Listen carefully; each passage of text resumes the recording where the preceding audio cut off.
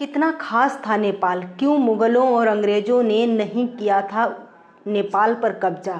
अंग्रेज़ों ने कोशिश तो ज़रूर की होगी। क्या थी वजहें युद्ध ना जीतने की?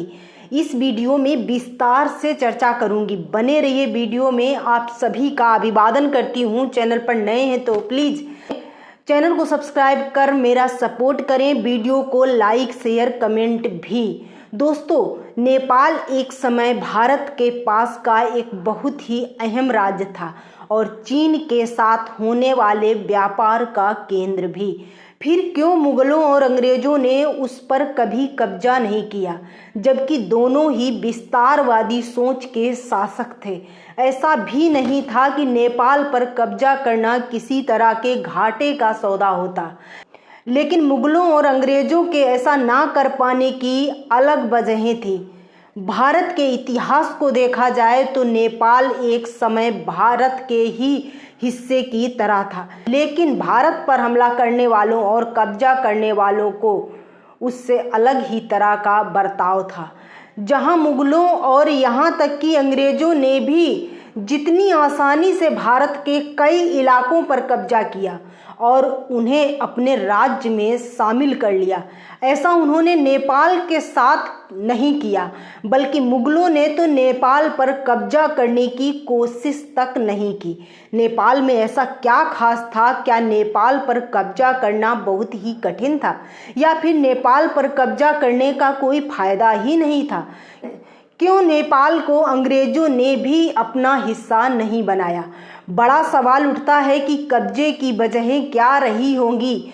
तो दोस्तों, भारत के इतिहास में जिन इलाकों में विदेशी आक्रांताओं ने जब भी कब्जा किया, उसकी दो प्रमुख वजह रही।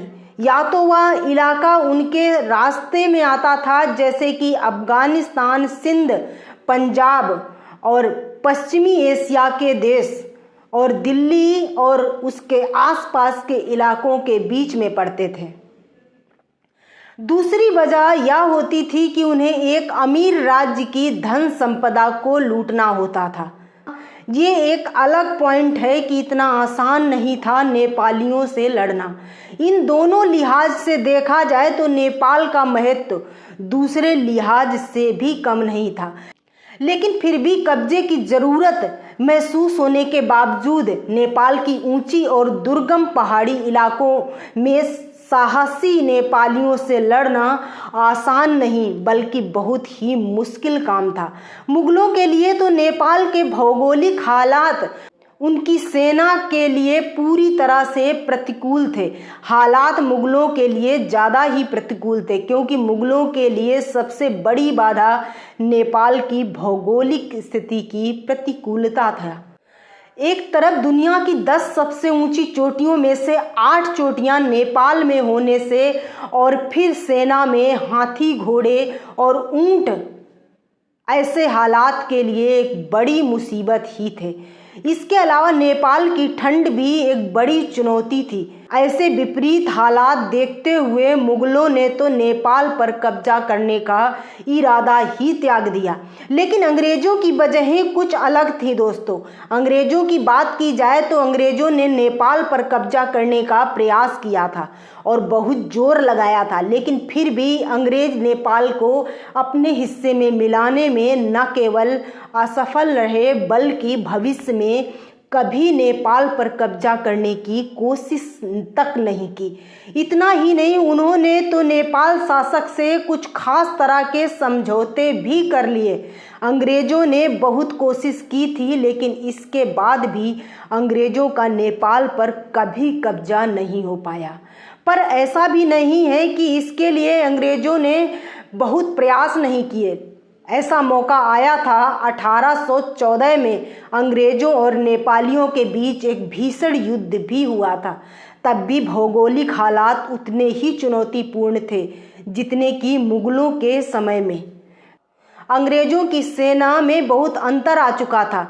सेना में हाथी, ऊंट गायब हो चुके थे। भौगोलिक हालात की वजह से अंग्रेज़ों ने जितना सोचा था उससे कहीं ज़्यादा समय उन्हें इस युद्ध में लग रहा था। इसके अलावा इस युद्ध में गोरखाओं ने अंग्रेज़ों की हालात बहुत ज़्यादा खराब कर दी थी।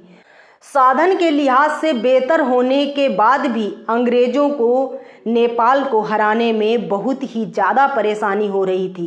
इस बीच नेपाल ने भी कूटनीति से काम लेते हुए समझौते पर बातचीत करने में समझदारी दिखाई। वहीं अंग्रेजों की भी कब्जे से ज़्यादा रुचि व्यापार में थी और नेपाल चीन और उसके बीच एक बफर स्टेट की तरह ज़्यादा उपयोगी साबित होता।